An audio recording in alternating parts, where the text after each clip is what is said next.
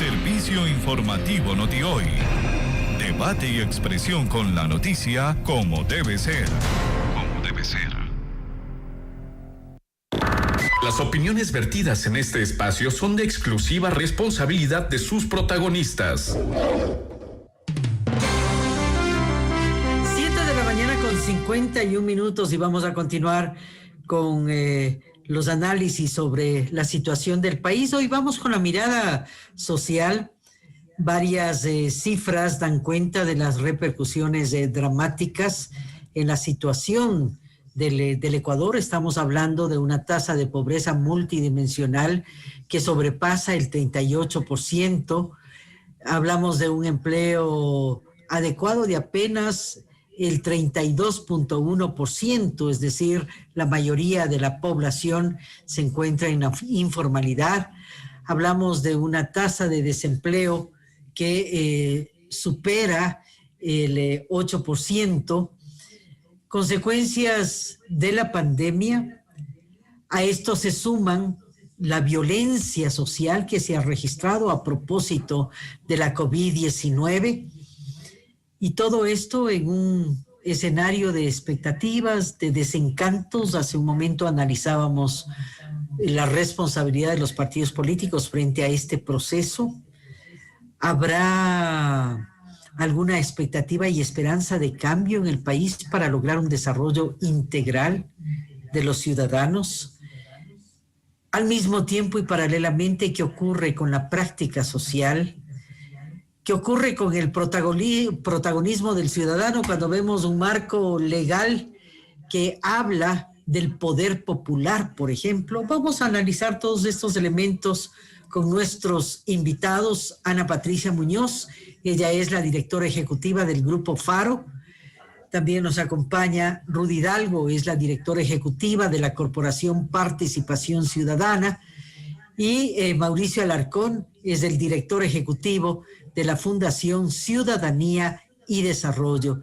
Instancias que emergen de la base social, es decir, de la ciudadanía, y que es fundamental valorar el trabajo que se está efectuando y la necesidad de tener una ciudadanía, una sociedad activa y una sociedad protagónica en el desarrollo del país. Muchas gracias a todos ustedes. Yo parto este diálogo. Ruth, bienvenida, buenos días. Creo que es muy importante ese seguimiento permanente que realiza la Corporación Participación Ciudadana. Yo iniciaría con una breve evaluación desde la mirada de la corporación sobre la situación social. ¿Qué lecturas tienen ustedes tras este año crítico? Ruth, bienvenida, buen día. Bueno, buenos días, Carmen. Un saludo fraterno a todos quienes nos escuchan el día de hoy, especialmente un saludo cariñoso tanto a Mauricio como a Ana Patricia. Bueno, efectivamente, de acuerdo a lo que usted menciona, nos parece que este ha sido un año complejo desde cualquier punto de vista. No solamente por la pandemia que nos ha obligado a recluirnos, sino por las consecuencias de la pandemia en realidad. Las consecuencias económicas, los empleos perdidos, los familiares perdidos, las personas importantes cercanas a nosotras que han dejado de estar. Esta dureza, digamos, o esta situación tenaz de pérdida de empleo de mucha gente que nos ha sumido también justamente en medio de un proceso electoral, en una ansiedad, por decirlo de alguna manera, sobre qué nos va a suceder en el próximo año y además también con mucha expectativa. En medio de eso, creemos nosotros que han habido algunas cosas interesantes, como por ejemplo la aprobación de las reformas de la ley electoral que fueron aprobadas en el primer trimestre. En el caso de participación ciudadana, fueron unas reformas que nosotros empujamos por más de 10 años. No todas fueron tomadas en cuenta, hay que decirlo eso. Pero sí parte de ellas, sobre todo en lo que tenía que ver con el tema del 50% de participación política a la mujer, que fue una cosa que empujamos decididamente por más de 2 años seguidos con nuestras plataformas de mujeres políticas en el país que de alguna manera empujamos. Y adicionalmente también, obviamente, el cambio de asignación de escaños, la forma distinta de votar entre listas. Todo esto se hizo en el primer trimestre, obviamente cuando todavía no sabíamos que venía una pandemia. Y de la pandemia nos cae esta situación, nos recluimos y además nos cae un proceso electoral, un llamamiento a elecciones, que también se ha visto complicado con el tema de la pandemia, Carmen, porque todo se ha vuelto, digamos, vuelto mucho más lento a esta imposibilidad inclusive de la autoridad electoral de tener esta posibilidad de tener reuniones presenciales y acercamientos más idóneos con los partidos y movimientos. Creo que ha complicado. Y después, obviamente, estamos con una realidad en que hay mucha campaña que se está resolviendo o que se está desarrollando en redes sociales. Una campaña que ya desde anticipadamente ya se ha colocado en ese espacio y que promete ser un verdadero campo de batalla con dos temas que son importantes y que son negativos. Uno, la presencia de noticias falsas, que en política están siendo bien utilizadas intensivamente y con malos resultados. Porque lo que puede suceder es que de todas maneras estas noticias falsas lleguen a distorsionar la voluntad y el conocimiento del ciudadano. Y finalmente logren que el ciudadano tome decisiones importantes como es el hecho de ir al sufragio sin un voto verdaderamente informado, sino simplemente redireccionado por una noticia falsa. Y en segundo lugar, el tema de la presencia de la violencia política. Y allí quisiera detenerme un momento porque desafortunadamente en el Ecuador se ejerce violencia política, Carmen. Y no solamente a las mujeres, que es lo que nosotros monitoreamos específicamente. Fíjese usted que estamos empezando a monitorear la violencia política también con los candidatos hombres, ¿no?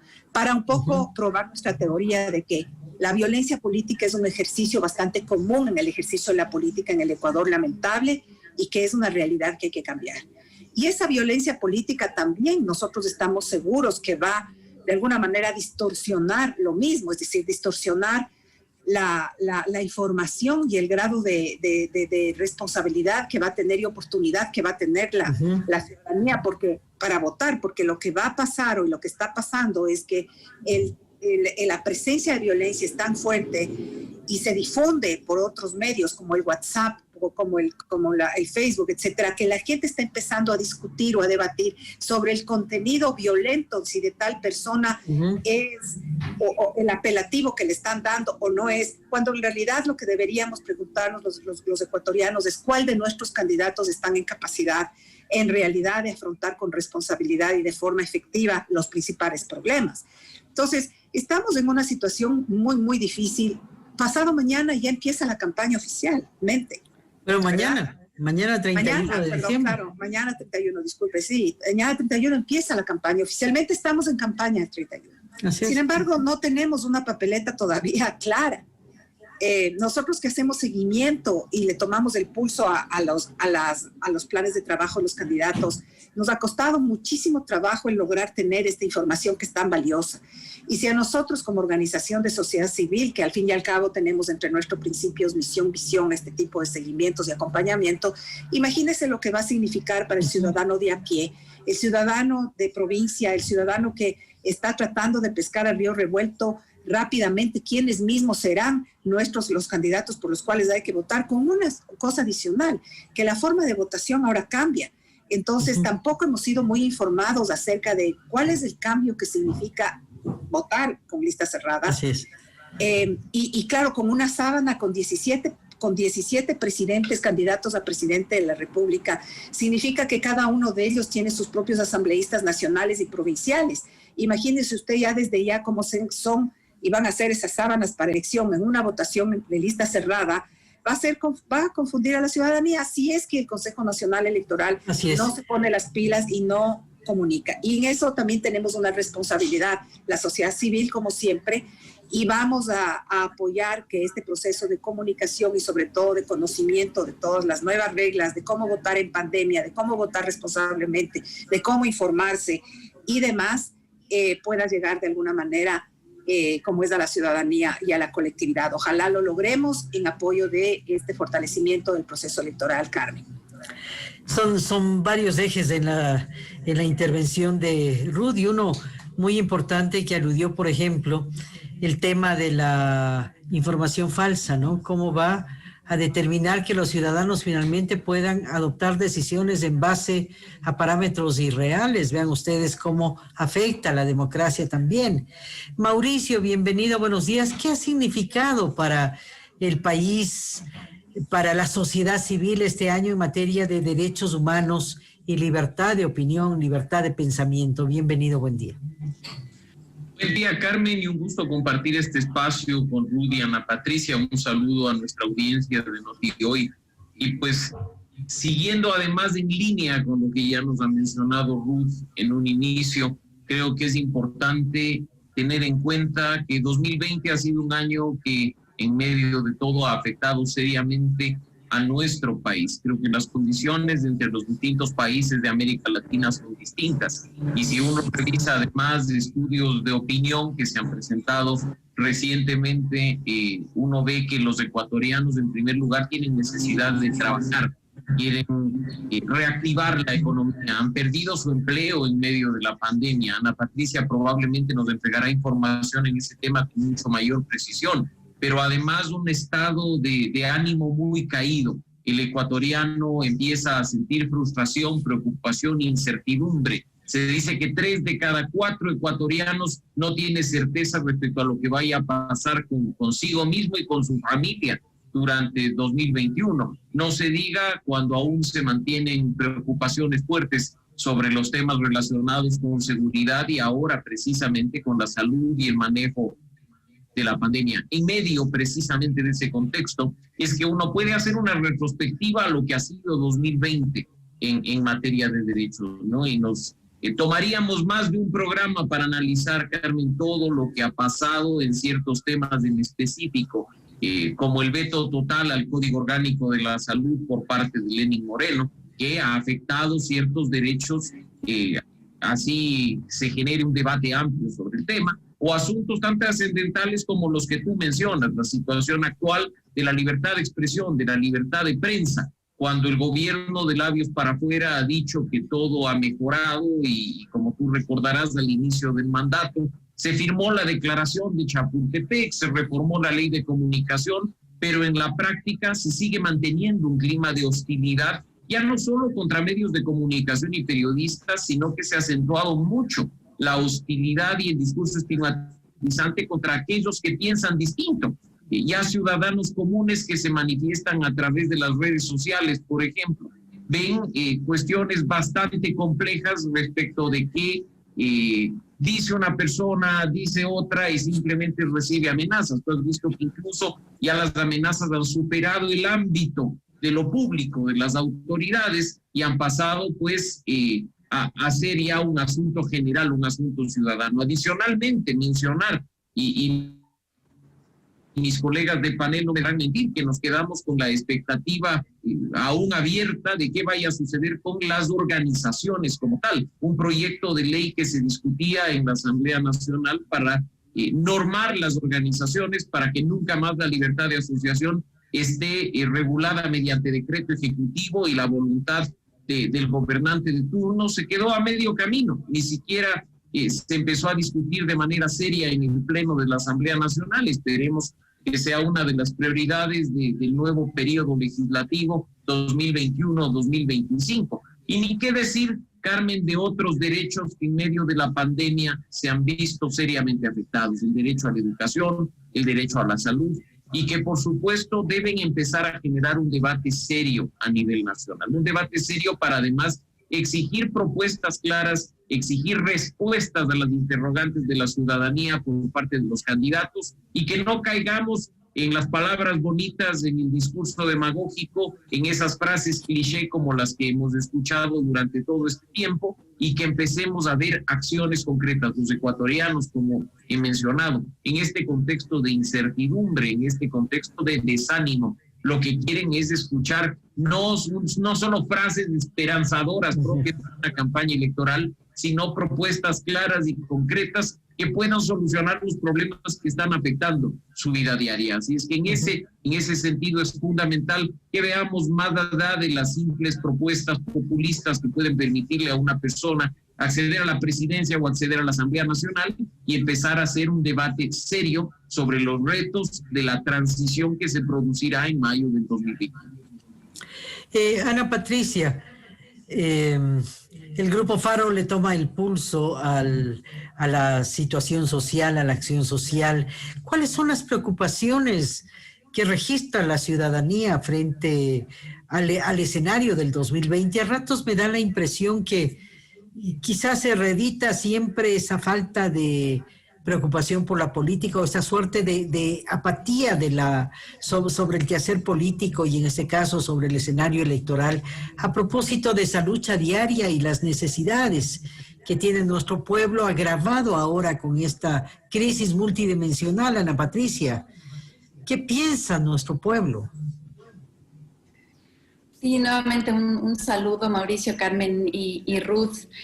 La situación en el país es extremadamente preocupante y en la pirámide de necesidades, lo primero está la seguridad.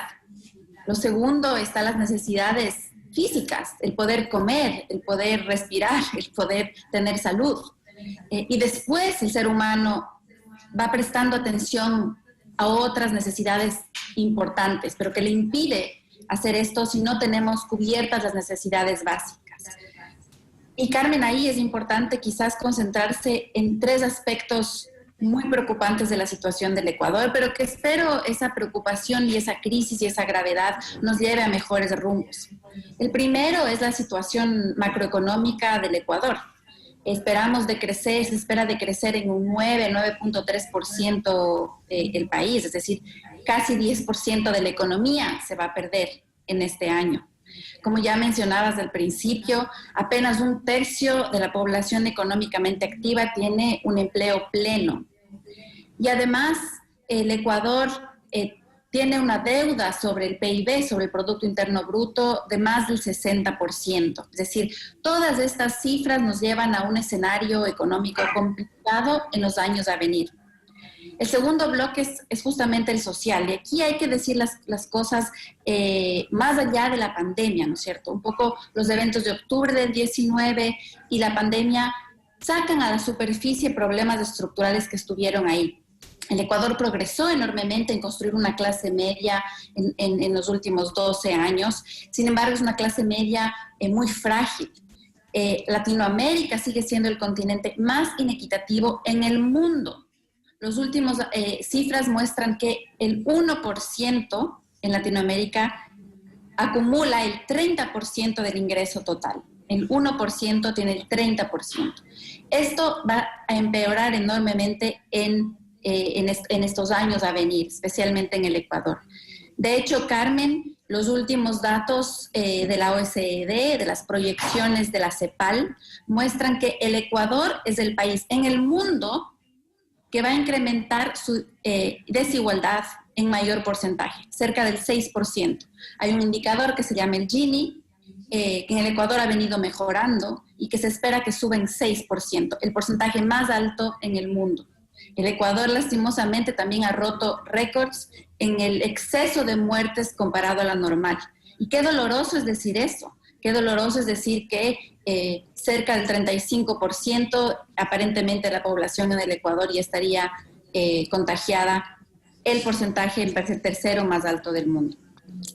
Y el último bloque al que me quisiera yo dirigir, que no es una sorpresa, pero creo que es importante puntualizar, es qué pasa con todos esos trabajadores que están en la informalidad.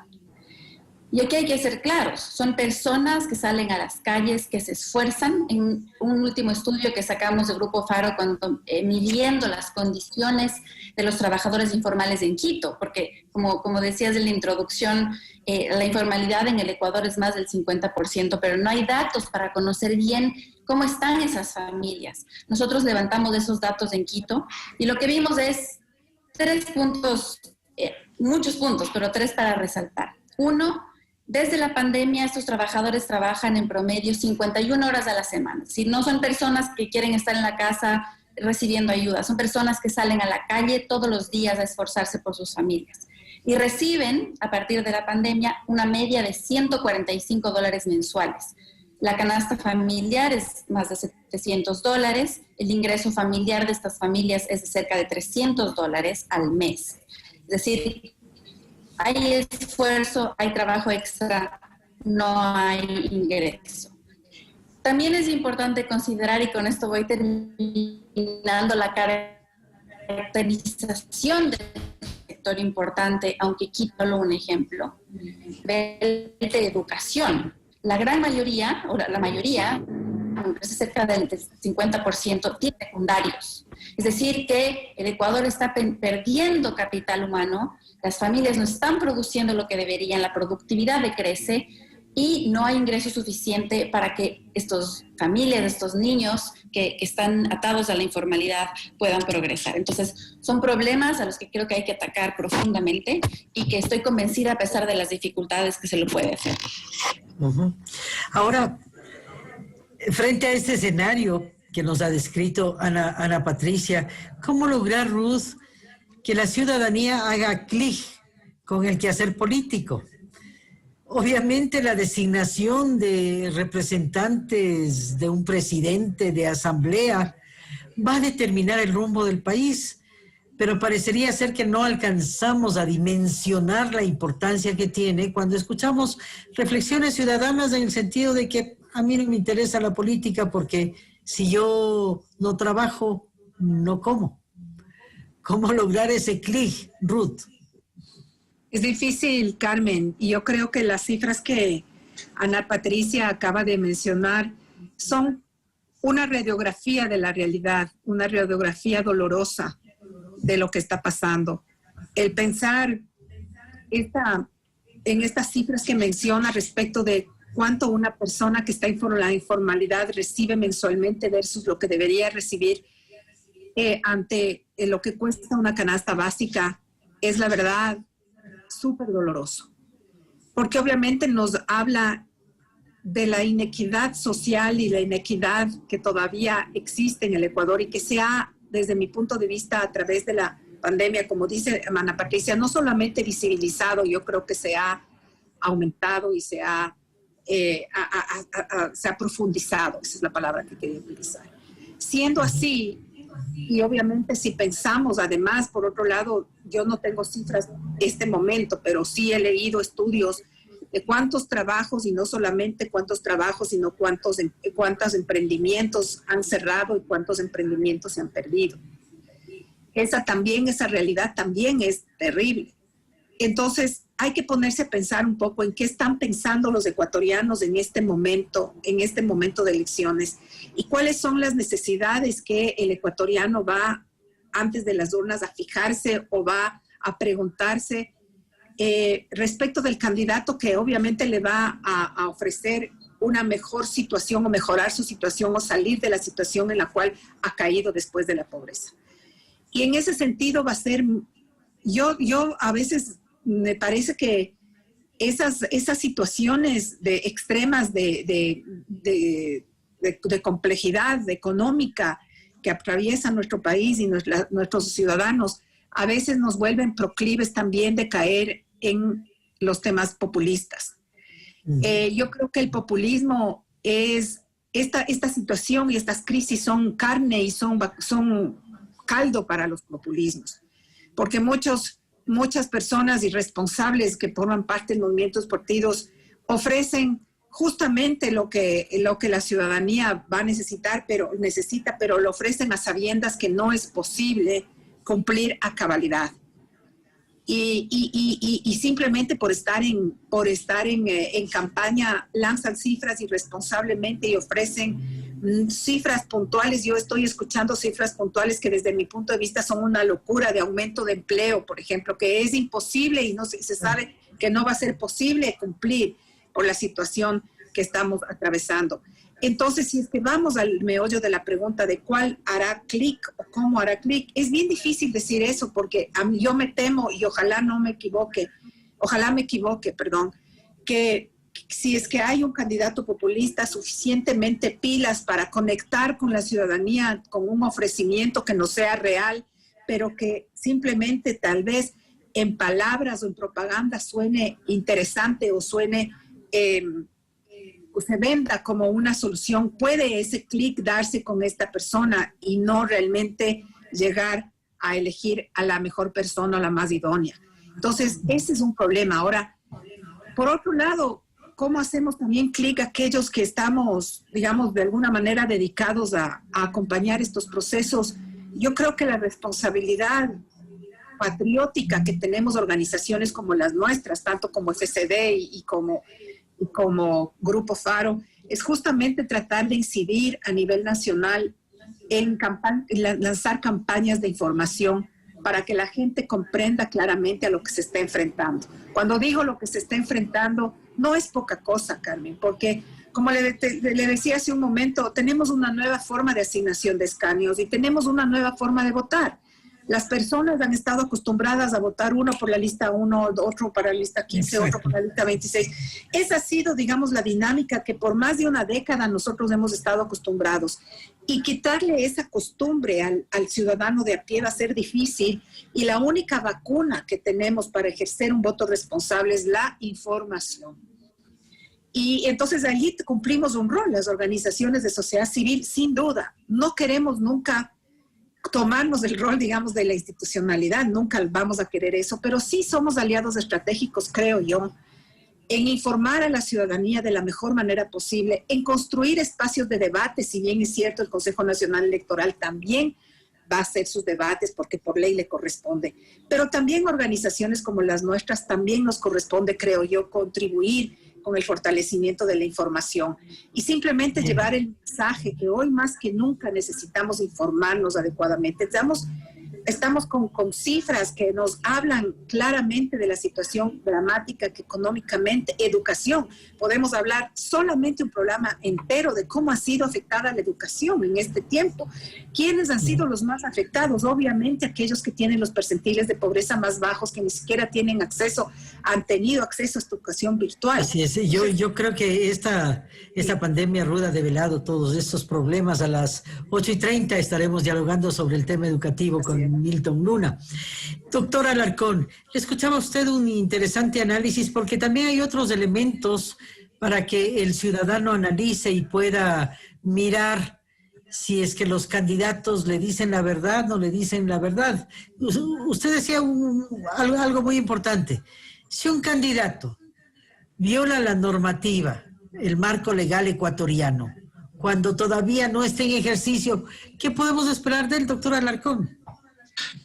Indiscutiblemente, Carmen, una de las preocupaciones mayores que tienen los ecuatorianos en este momento es la corrupción. Y lo que buscan en el próximo proceso electoral es un candidato y una propuesta que de manera firme y decidida impulsen integridad, transparencia y luchen contra la corrupción, recuperen los recursos que se han perdido durante todo este tiempo. Y en ese contexto, pues, a veces los ecuatorianos nos olvidamos que hay algunos ejercicios que pueden poner en prueba la integridad y la honestidad de quienes quieren acceder al poder. Y precisamente uno de ellos es la campaña electoral. Ruth, Ana Patricia, no me dejarán mentir, en el Código de la Democracia hay una prohibición expresa de hacer precampaña. Incluso con las reformas al Código de la Democracia de febrero de este año, se establecieron multas y sanciones al considerar la precampaña una de las infracciones dentro del catálogo electoral. No obstante, todos los candidatos con el mayor descaro del mundo han venido hasta pautando en internet y en redes sociales, apareciéndonos hasta en la sopa,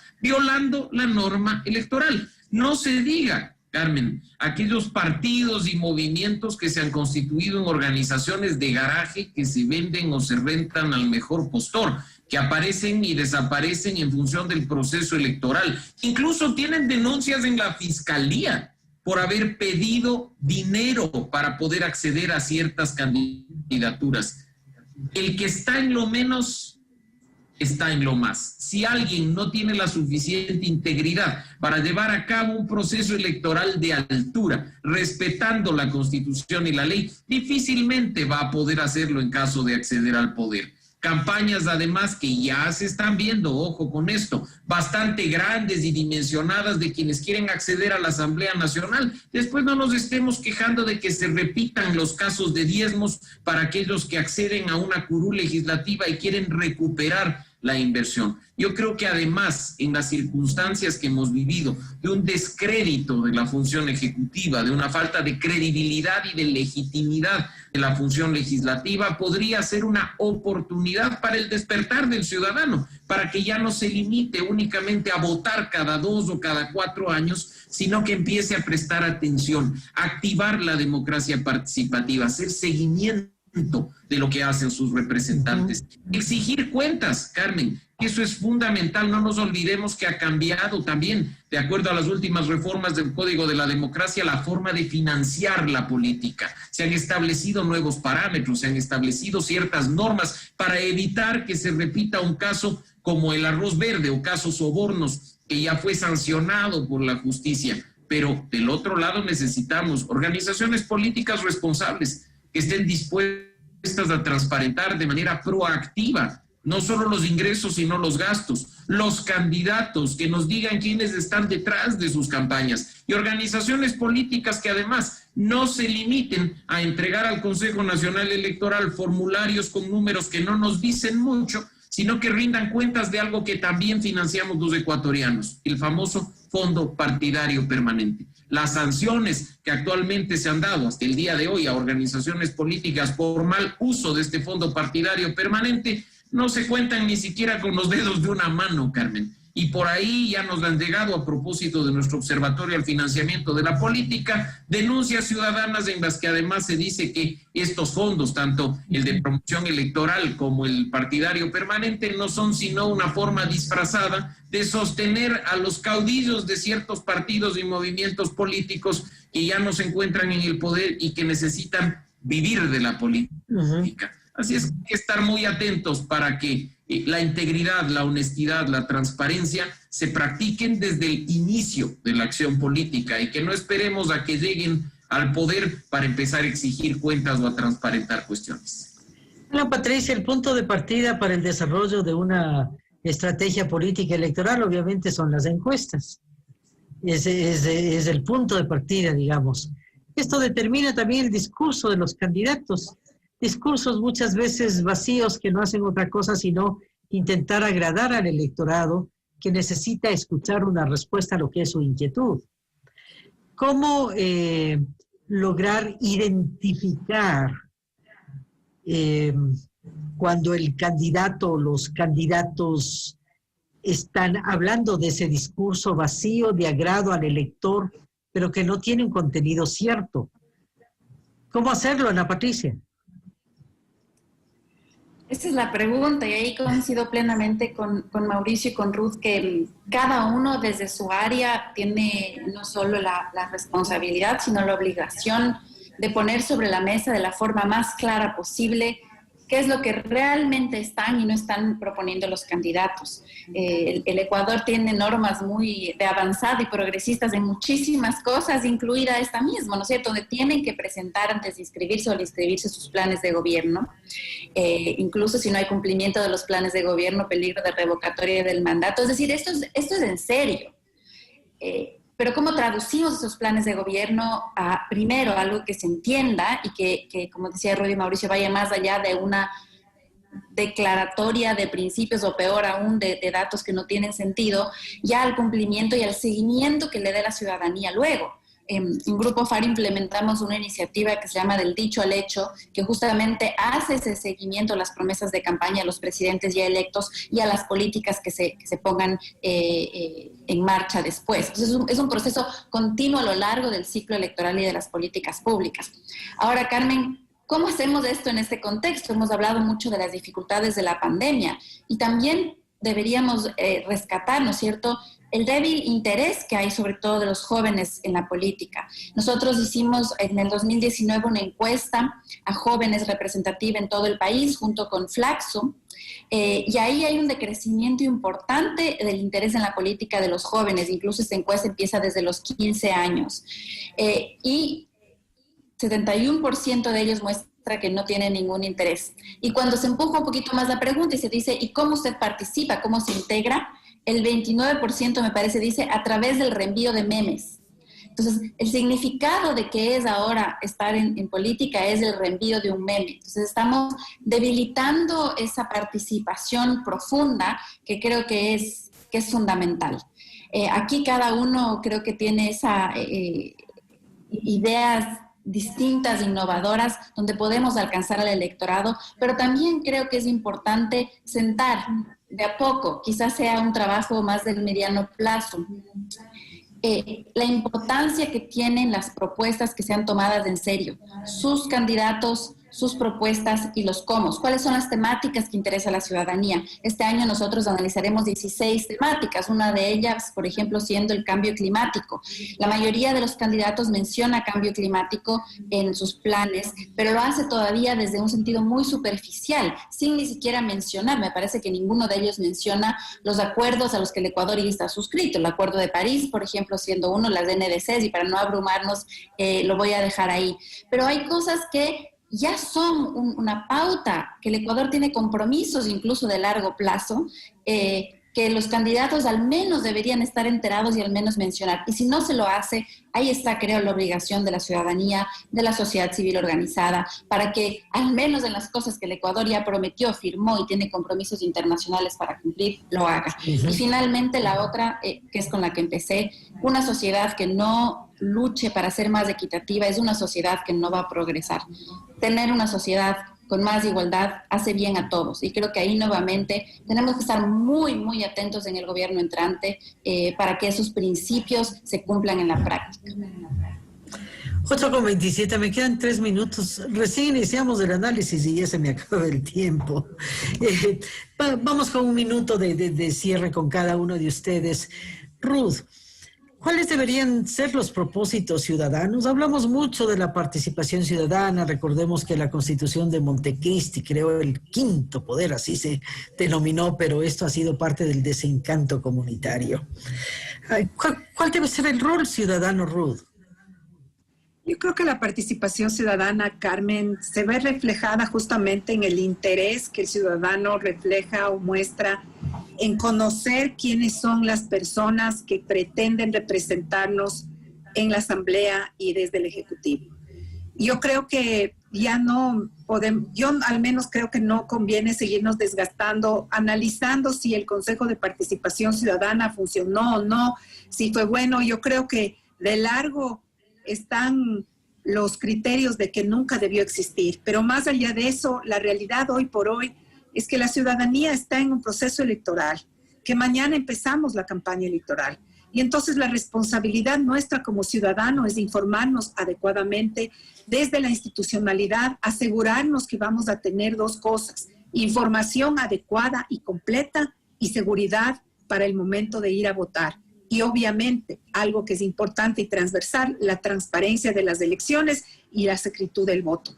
Yo creo que esos son los temas más importantes que hoy la ciudadanía debería preocuparse. Y finalmente un mensaje que yo creo que es importante también. Ya que estamos en el siglo XXI, en el siglo de las redes sociales y en el siglo del Twitter, del Instagram, del Facebook y del WhatsApp, mi mensaje a los ciudadanos es no repliquemos prácticas políticas violentas. Las prácticas políticas violentas lo único que hacen es degradar el ejercicio de la política y degradar además el ejercicio de la ciudadanía.